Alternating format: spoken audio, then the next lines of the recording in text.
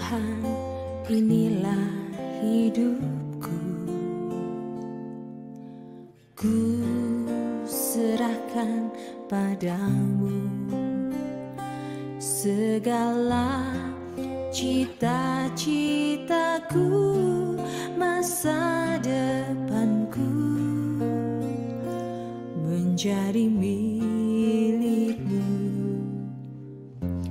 Jadikan kami terangmu di tengah kegelapan dunia. Shalom jemaat yang dikasihi Tuhan, kembali lagi kita berkumpul untuk memuji dan memuliakan nama Tuhan. Biarlah sebentar kita akan menikmati hadirat Tuhan. Kita akan memulai ibadah kita pada saat sore hari ini, karena kita yakin dan percaya bahwa hanya dengan kasih dan kemurahan Tuhan saja kita boleh ada sampai hari ini.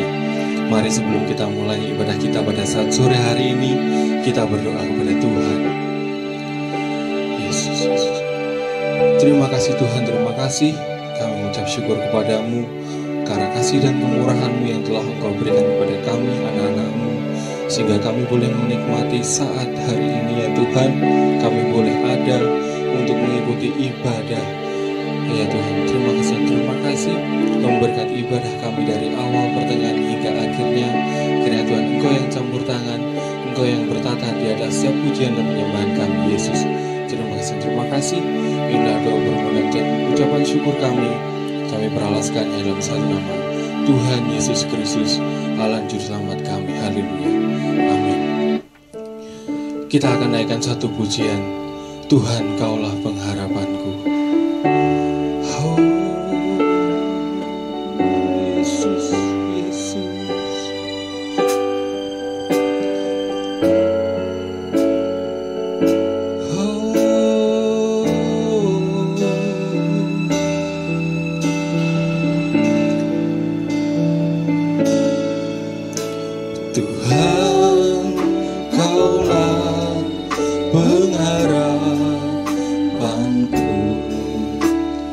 Percaya hanya kepadamu, Yesus Allah perlindunganku, Engkau yang selalu puji. Kita menaikkan pujian ini dari awal, katakan Tuhan Kaulah pengharapan. Ku percaya hanya kepadamu, Yesus Engkau perlindunganku, Engkau yang selalu puji. Mari sama-sama katakan mulutku penuh dengan pujian kepadamu ya Yesus Tuhan. Sepanjang hari ku beri penghormatan kepadamu ya Allah. Kita menaikkan pujian dari awal, katakan Tuhan Kaulah pengharapanku, Tuhan Kaulah pengharapan. Amin Yesus, ku percaya hanya kepadamu. Haleluya. Yesus Kaulah perlindunganku, Engkau yang selalu puji. Tuhan Kaulah pengharapanku, Tuhan Kaulah pengharapanku. Ku percaya hanya kepadamu,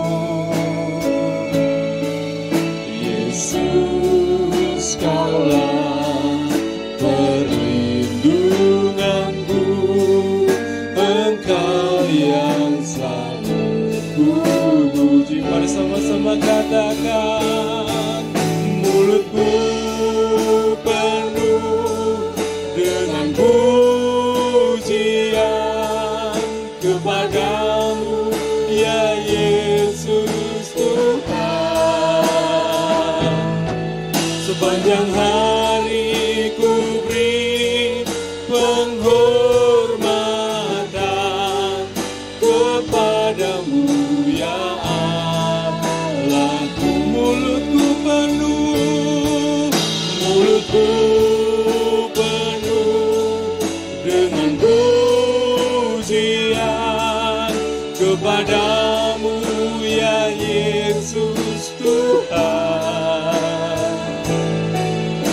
Sepanjang hari ku beri penghormatan kepadamu ya Allah. Dengan sungguh-sungguh katakan, mulutku penuh dengan pujian kepadamu ya Yesus Tuhan. Sepanjang hari ku beri penghormatan kepadamu ya Allah. Ku merasa sungguh Yesus, mulutku penuh dengan pujian kepadamu ya Yesus Tuhan. Sepanjang hari ku beri penghormatan kepadamu ya Allah. Kepadamu ya Allah. Kepadamu Tuhan, kepadamu ya Allah. Kita sembah Dia, haleluya. Mari kita agungkan namanya.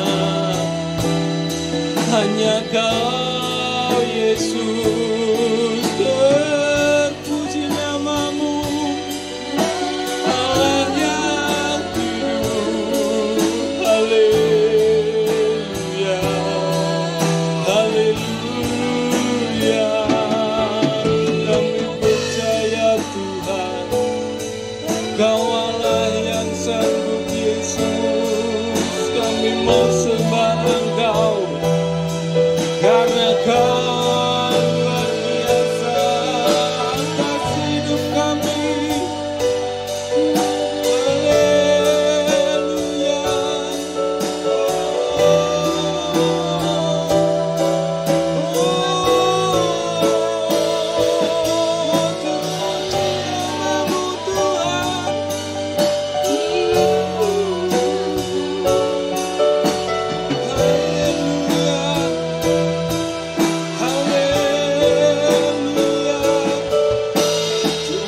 Namamu Tuhan. Terpuji namamu Yesus. Kami mau puji Engkau, kami mau sembah Engkau, karena Kau Allah yang layak. Terima setiap pujian kami. Haleluya, haleluya.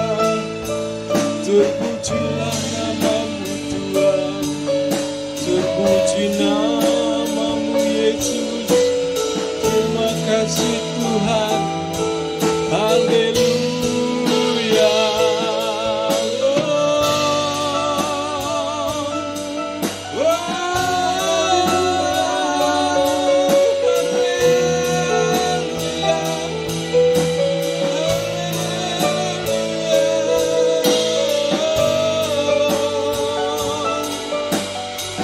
Terpuji namamu Tuhan,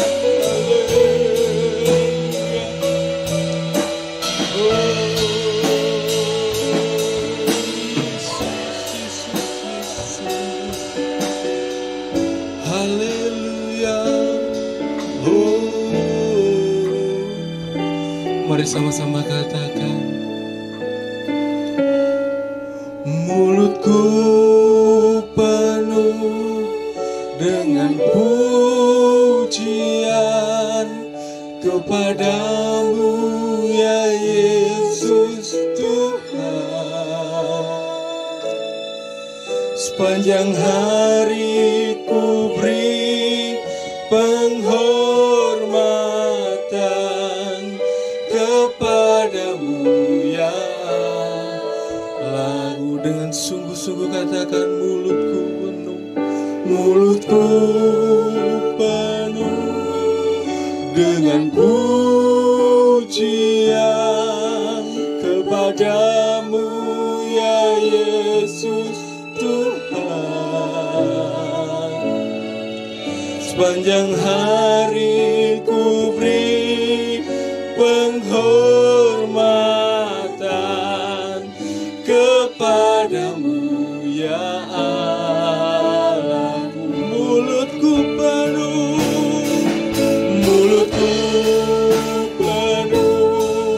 dengan pujian kepadamu ya Yesus Tuhan. Sepanjang hari ku beri penghormatan kepadamu ya Allah, kepadamu Tuhan, kepadamu ya Allah, kepadamu ya Allah. Kita beri kemuliaan bagi Tuhan kita. Haleluya. Terima kasih Tuhan, terima kasih. Sebentar kami akan memuji dan memuliakan nama-Mu. Biarlah pujian dan penyembahan kami boleh menjadi persembahan yang harum di hadapan-Mu Yesus. Barang siapa yang siap memuji nama Tuhan, katakan bersama-sama. Amin. Sekali lagi kata bersama-sama. Amin. Haleluya. Beri kemuliaan bagi Tuhan kita. Haleluya. Puji Tuhan. Saya ucapkan, bagaimana kabarnya Bapak Ibu? Luar biasa? Haleluya, pastinya. Karena kasih dan kemurahan Tuhan, kita boleh ada sampai hari ini. Sebentar kita akan memuji Tuhan. Kita mau katakan, kita mau agungkan bahwa hanya Dia Allah yang benar. Hanya Dia Kota Bandung, batu gunung kita. Haleluya.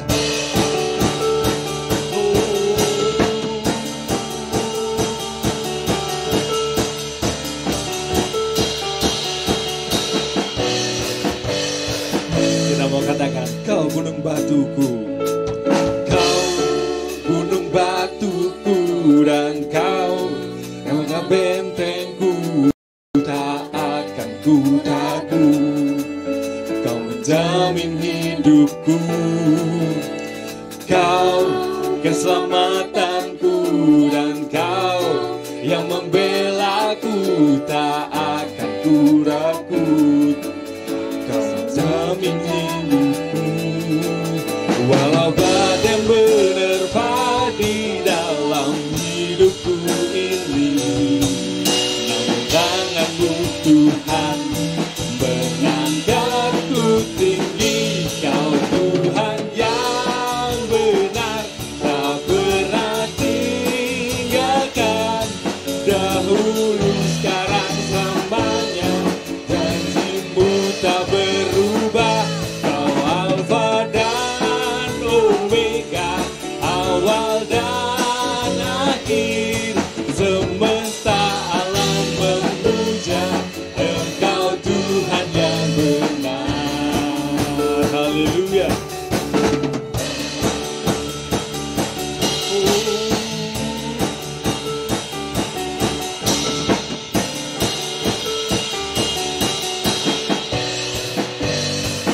Mari katakan, kau gunung batuku, kau gunung batuku, dan kau kota bentengku, tak akan ku ragu. Kau menjamin hidupku, kau keselamatanku, dan kau yang membelaku, tak akan ku takut. Kuasa-Mu di dalamku, walau badai menerpa di dalam hidupku ini, namun tangan-Mu Tuhan mengangkatku tinggi. Kau Tuhan yang benar, tak pernah tinggalkan. Dahulu, sekarang, selamanya, janji-Mu tak berubah. Kau Alfa dan Omega, awal dan akhir. Semesta alam memuja Engkau Tuhan yang benar. Engkau Tuhan yang benar, tak pernah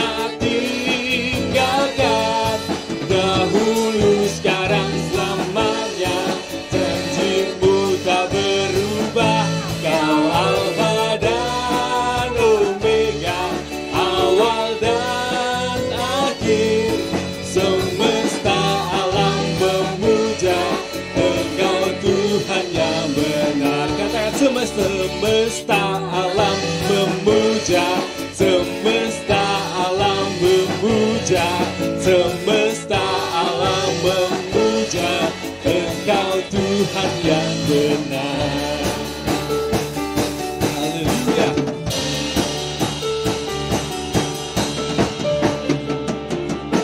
Haleluya, beri kemuliaan bagi Tuhan kita Yesus Kristus. Puji nama Tuhan. Mari kita sebentar lagi akan mempersiapkan hati kita. Kita akan mendengarkan kebenaran firman Tuhan. Kita mau naikkan satu pujian dengan sayapmu. Yesus, Yesus.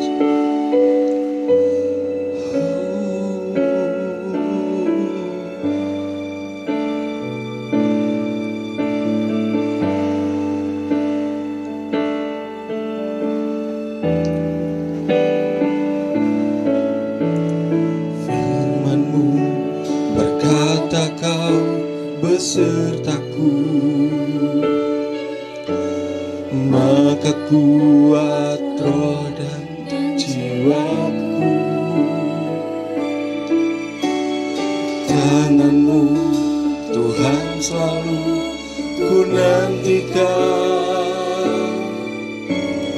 di setiap langkah ku percaya. Firman-Mu berkata Kau besertaku, maka kuat roh dan jiwaku. Tangan-Mu Tuhan selalu ku nantikan, di setiap langkah ku percaya. Sayapmu ku akan terbang tinggi di tengah badai hidup. Ku tak menyerah, Kau kekuatan dan perlindungan bagiku. Pertolongan-Mu di tempat maha tinggi, ku mengangkat tanganku, aku berserah.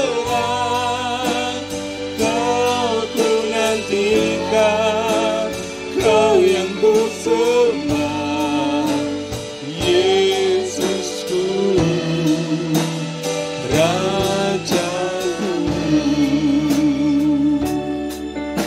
Kita menaikkan pujian ini dari awal sama-sama. Firman-Mu berkata Kau besertaku, maka kuat roh dan jiwaku. Tangan-Mu Tuhan selalu ku nantikan,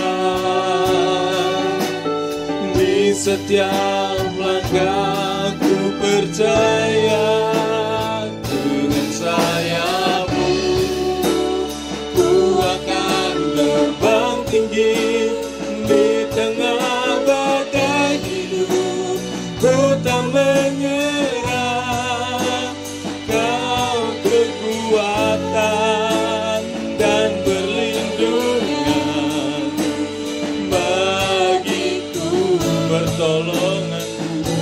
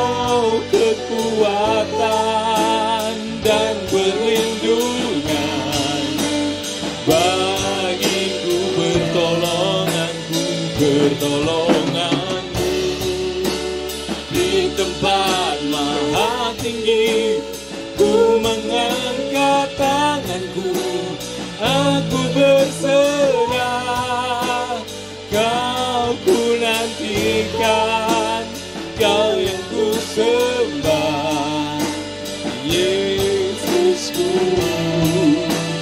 Rajaku. Kau ku nantikan, Kau yang ku sembah, Yesusku, Rajaku.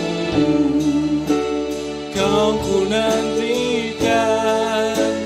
Kau yang ku sembah, Yesusku, Rajaku. Terima kasih Tuhan, terima kasih. Kami sudah memuji dan memuliakan nama-Mu ya Tuhan. Sebentar kami akan mendengarkan sebagian dari kebenaran firman-Mu. Kiranya Tuhan Engkau berkati agar firman-Mu boleh tertanam dan termeter dalam setiap kehidupan kami masing-masing ya Tuhan. Dan Tuhan juga memberkati hamba-Mu yang akan membawakan kebenaran firman-Mu, dan urapi kuasa-Mu bisa menjadi berkat dalam setiap kehidupan kami ya Tuhan. Terima kasih. Kami sambut menyambut kebenaran firman-Mu hanya dalam nama Tuhan Yesus Kristus. Haleluya. Amin. Untuk waktu dan tempat kami persilahkan pada hamba-Nya. Puji Tuhan, Bapak Ibu yang dikasihi oleh Tuhan, kita berjumpa kembali di dalam anugerah dan kasih karunia Tuhan. Senang sekali bisa menjumpai Bapak Ibu dalam khotbah pada sore hari ini. Dan mari kita akan sama-sama melihat firman Tuhan di dalam kitab Kejadian pasal 26. Saudaraku, kalau kita mau baca lengkap itu ayat 1 sampai ayat yang ke-13. Namun saya tidak akan baca semuanya. Saudara, nanti kita akan ambil bagian-bagian ayat yang penting untuk saya sampaikan. Dan saudaraku, saya percaya firman Tuhan adalah berkat yang abadi, dan firman Tuhan adalah kekuatan Allah yang menyelamatkan hidup kita semuanya. Amin. Puji Tuhan, Tuhan Yesus itu baik. Mari kita akan sama-sama memperhatikan saudaraku, ya, bagaimana Ishak di negeri orang Filistin, ya, itu judul yang diberikan oleh Lembaga Alkitab Indonesia. Dan kita akan membaca ayat yang pertama, saudaraku. Demikian firman Tuhan. Maka timbullah kelaparan di negeri itu. Ini bukan kelaparan yang pertama yang telah terjadi dalam zaman Abraham. Sebab itu Ishak pergi ke Gerar kepada Abimelek, raja orang Filistin. Saudaraku, saya memberikan judul firman Tuhan pada sore hari ini, yaitu bersikap benar dalam situasi sulit. Kalau kita membaca ayat yang pertama tadi, saudaraku, Ishak sedang diperhadapkan juga pada sebuah situasi yang sulit. Ya, dikatakan timbul kelaparan di negeri itu, di mana Ishak pada saat itu tinggal, saudaraku. Ya, kalau kita belajar firman Tuhan, maka kita akan melihat siapa sebenarnya Ishak itu. Ishak adalah anak dari Abraham, dan Ishak itu disebut sebagai anak perjanjian. Ya, artinya dia spesial. Ya. Kenapa, saudaraku? Karena Tuhan memang menjanjikan kepada Abraham bahwa dari keturunanmu akan terpancar bangsa-bangsa, akan terpancar orang-orang yang diberkati oleh Tuhan. Dia anak spesial. Nah, siapa sih gambaran Ishak itu? Ishak itu adalah gambaran saudara dan saya. Kita juga adalah orang-orang yang spesial di mata Tuhan. Saudara dan saya adalah orang-orang yang sangat istimewa di mata Tuhan. Bukan karena saudara dan saya hebat, tapi karena kebaikan Tuhan. Saudaraku, kita hebat, kita istimewa bukan karena kita hebat, tapi karena Tuhan yang sangat mengasihi kita. Itu sebabnya kita menjadi istimewa di mata Tuhan. Nah, kita akan belajar, saudaraku, 3 hal, ya, yaitu sikap Ishak ketika dia menghadapi yang namanya kesulitan itu. Yang pertama, saudaraku, Ishak mau hidup dalam ketaatan dan juga percaya kepada Tuhan di tengah-tengah situasi yang sulit. Mari kita akan sekarang melihat di dalam ayat yang ke-6, saudaraku. Demikian ayat yang ke-6, jadi tinggallah Ishak di Gerar. Nah, saudaraku yang dikasihi oleh Tuhan, kalau kita melihat runtutan ceritanya itu seperti ini. Pada waktu kelaparan itu terjadi, kemudian Ishak ini bermaksud untuk pergi ke Mesir, menemui raja Mesir, yaitu yang bernama Abimelek. Saudaraku, tentu saja Ishak pergi ke sana tujuannya adalah supaya menghindari yang namanya kelaparan itu, menghindari yang namanya kesulitan itu, untuk minta pertolongan dari raja Mesir. Tapi saudaraku yang dikasihi Tuhan, ayat yang kedua mengatakan, ya, Tuhan mencegah ya, yang namanya Ishak ini. Tadinya Ishak memang ingin pergi ke Mesir minta bantuan, minta pertolongan dari Abimelek Raja Mesir. Tapi Tuhan mencegah Ishak. Saudaraku, seringkali Tuhan itu ingin mencegah kita ketika kita mau mengambil keputusan yang salah. Ya, keputusan-keputusan yang kita buat hari ini itu akan menentukan apa yang akan terjadi di masa yang akan datang terhadap hidup saudara dan saya. Itu sebabnya saudaraku, sebelum segala sesuatu kita putuskan, ayo kita perlu datang kepada Tuhan, minta petunjuk Tuhan, berdoa, minimal kita berdoa kepada Tuhan supaya Tuhan menunjukkan langkah apa yang harus kita ambil ketika kita dalam kesulitan. Jangan pergi ke Mesir, ya. Di dalam berbagai ayat, ya, misalnya kitab Yesaya atau kitab Yeremia, Tuhan mencegah orang-orang yang mau mencari pertolongan dari Mesir. Karena Mesir itu gambaran dari dunia. Saudaraku, Tuhan tidak mau kita mengandalkan dunia. Tuhan tidak mau kita mengandalkan kekuatan manusia. Di dalam Yeremia pasal yang ke-17, saudaraku, ayat 5 dan ayat 6. Di sana dikatakan bahwa terkutuklah orang yang mencari manusia atau mengandalkan manusia, yang mengharapkan pertolongan dari manusia. Nah, saudaraku, sekarang pertanyaannya, kemana sih kita lari ketika kita dalam persoalan? Bukankah seringkali kita justru lari kepada pertolongan manusia? Padahal kita adalah anak-anak Tuhan yang sangat dikasihinya. Tadi saya mengatakan saudara dan saya adalah spesial di mata Tuhan. Saudara dan saya adalah umat yang sangat berharga di mata Tuhan. Bukan karena saudara dan saya hebat, tapi memang karena Tuhan Yesus itu sangat mengasihi saudara dan saya. Yang setuju dengan firman Tuhan ini katakan amin. Nah, saudaraku yang dikasihi oleh Tuhan, itu sebabnya jangan lari kepada manusia. Jangan minta pertolongan manusia. Tuhan itu adalah Allah yang cemburuan. Dikatakan di dalam Keluaran pasal 34 ayat yang ke-14. Saya akan membacakan ayat ini, saudaraku, supaya kita berhati-hati ketika kita dalam masalah. Bukankah seringkali kita mencari pertolongan manusia, tapi Tuhan mau menghalangi kita. Kalau Tuhan mau mencegah kita, bukan karena Tuhan itu tidak mau peduli terhadap persoalan kita, tapi Tuhan mau supaya kita belajar untuk mengandalkan Tuhan, bukan untuk mengandalkan manusia. Keluaran 34 ayat yang ke-14.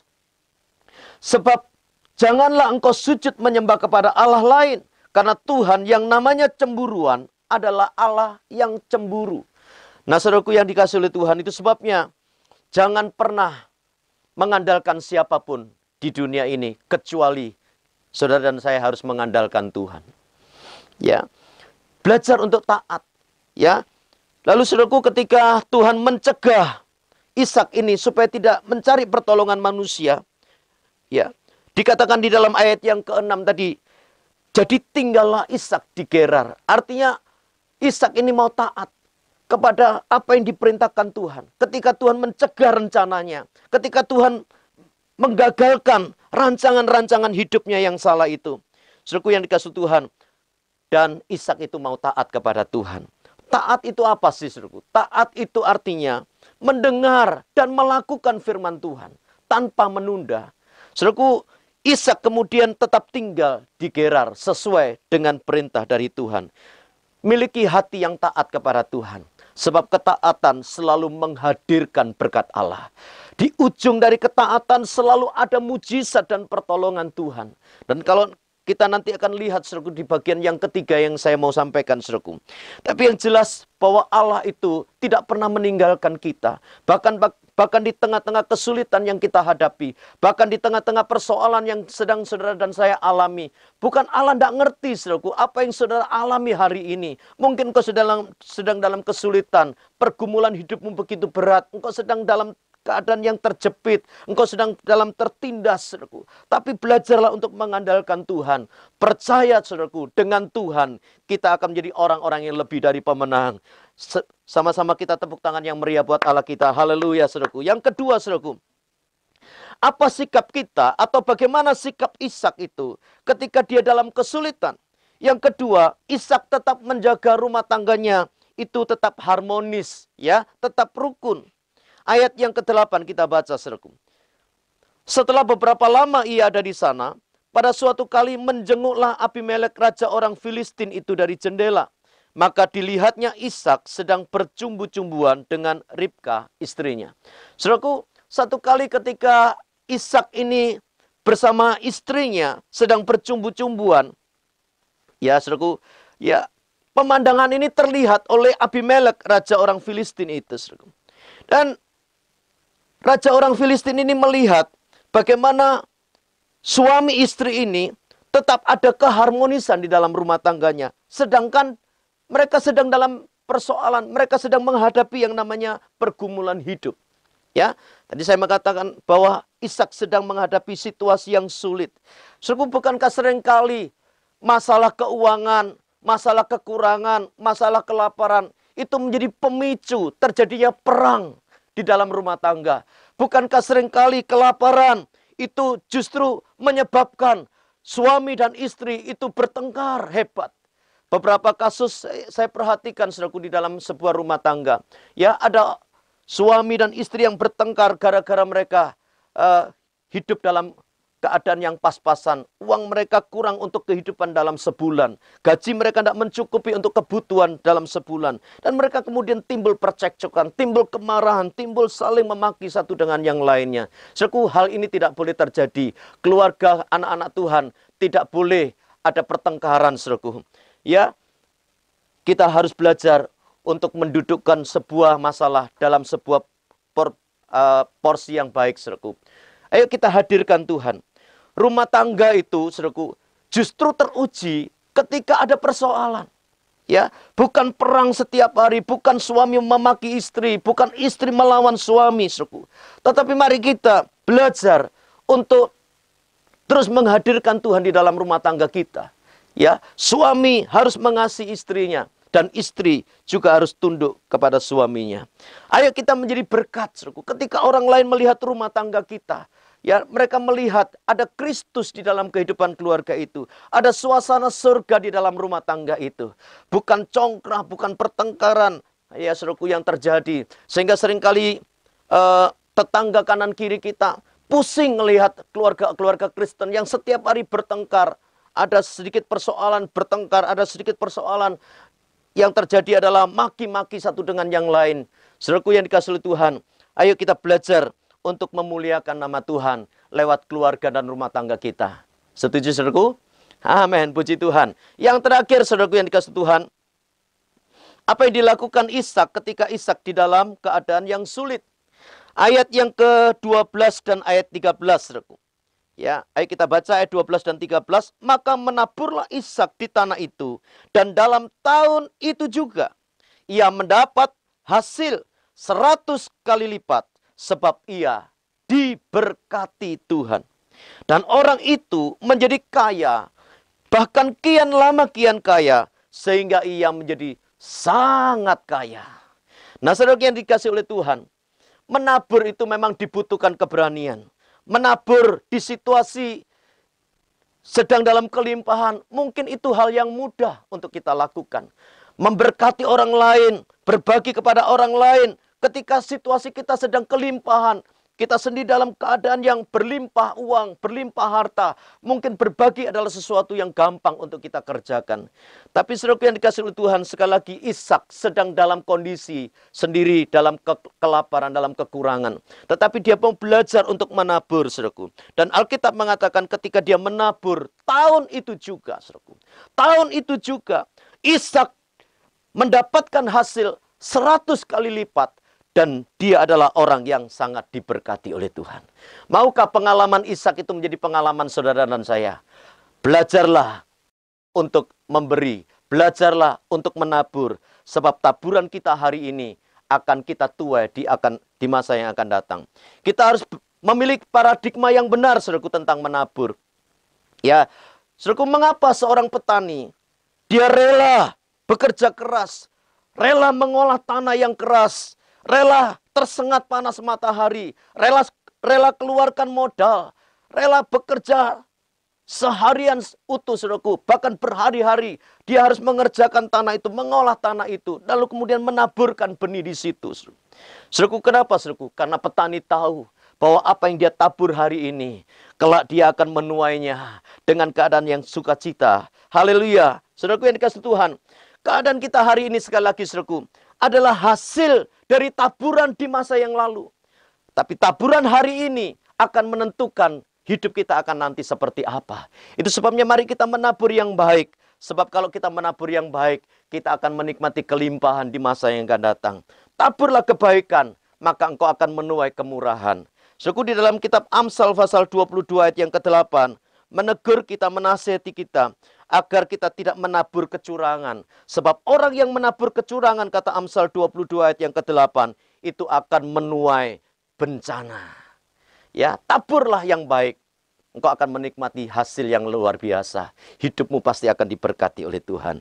Seperti Ishak, saudaraku, dia menabur. Tahun itu juga dia menikmati kelimpahan.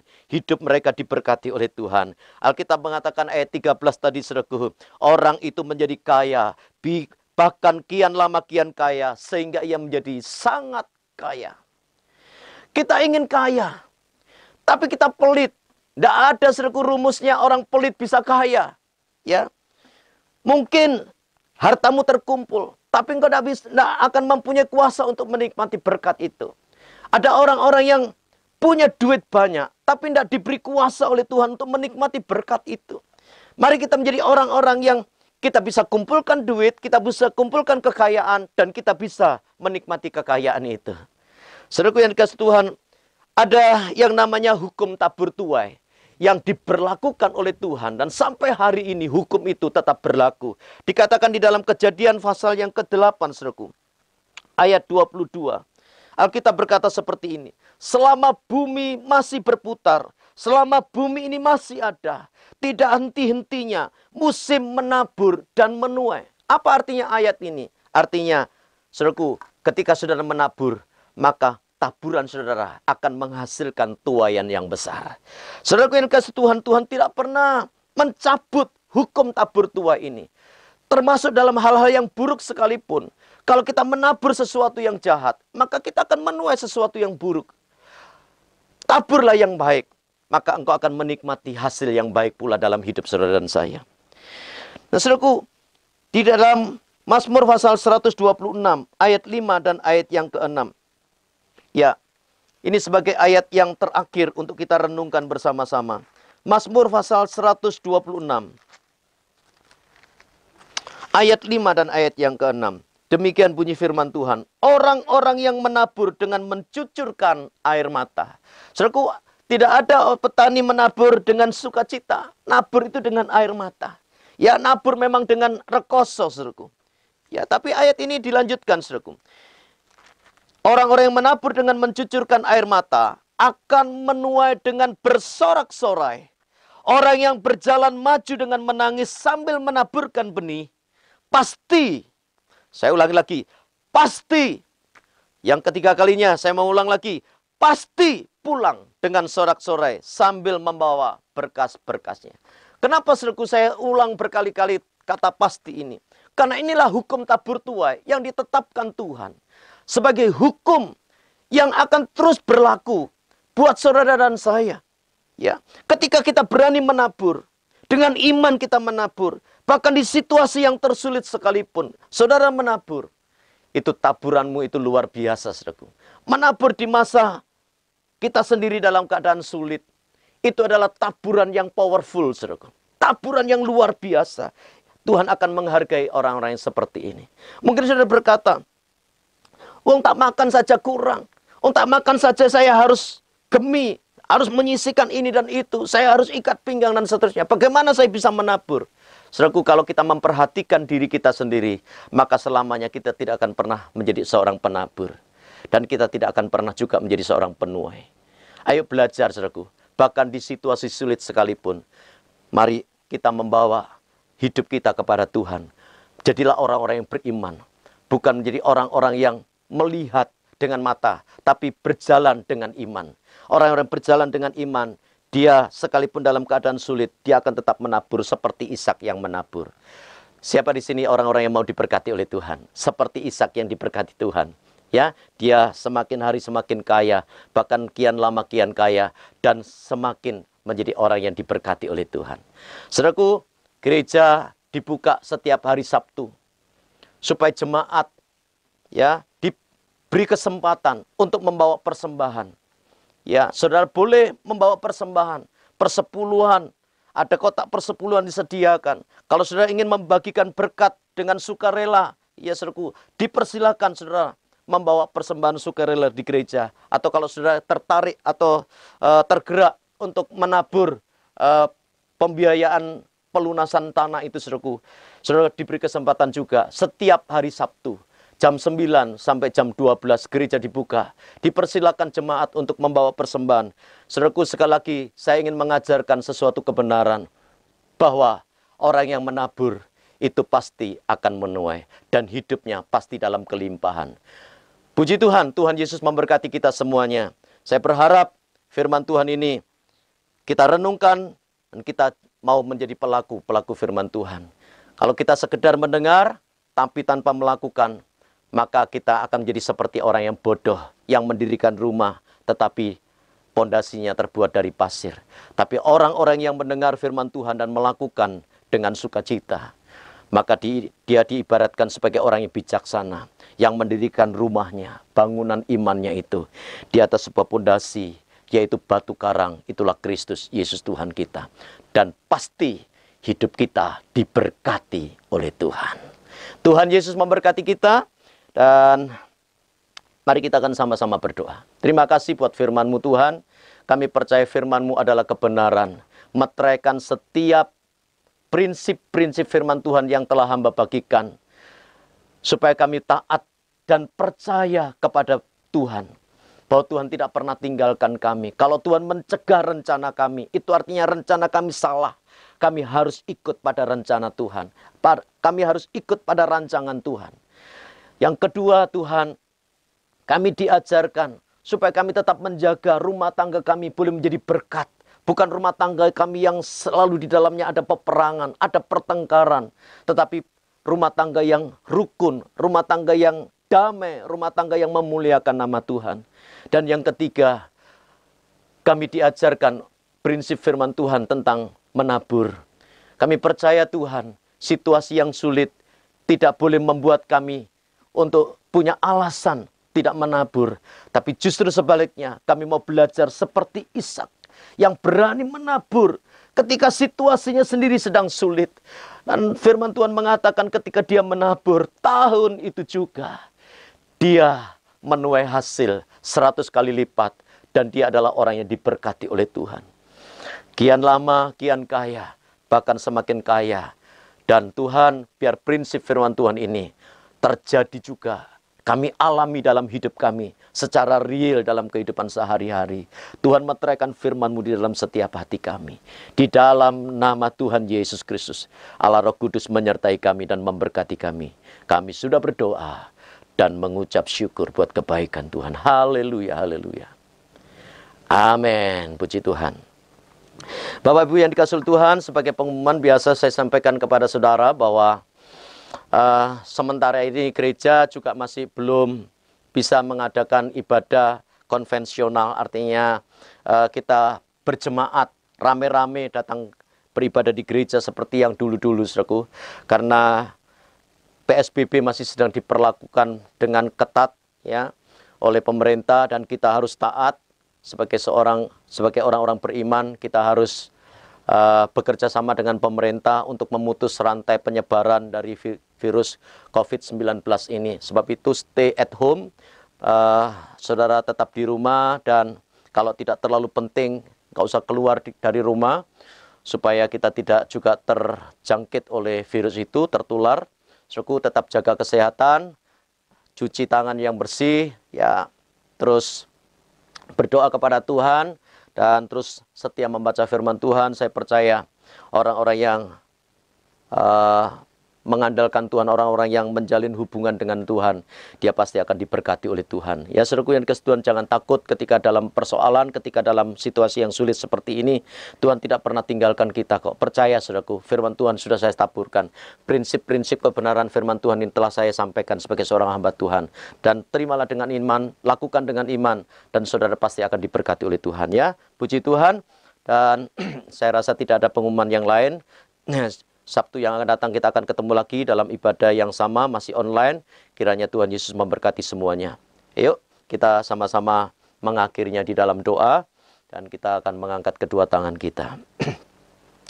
Mari arahkan hatimu kepada Tuhan. Biarlah Tuhan memberkatimu dengan limpahnya.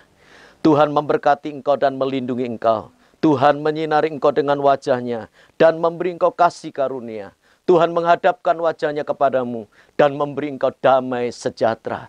Terimalah dan nikmatilah segala berkat yang terbaik dari Bapa di surga, anugerah di dalam Yesus Kristus Tuhan, penyertaan yang sempurna dari Allah Roh Kudus, menyertai memberkati kita sekarang dan sampai selama-lamanya. Berkat kita terima dengan iman, Immanuel, dalam nama Tuhan Yesus Kristus. Setiap kita yang diberkati Tuhan sama-sama dengan iman katakan, amin. Puji Tuhan, Tuhan Yesus memberkati kita semuanya. Shalom.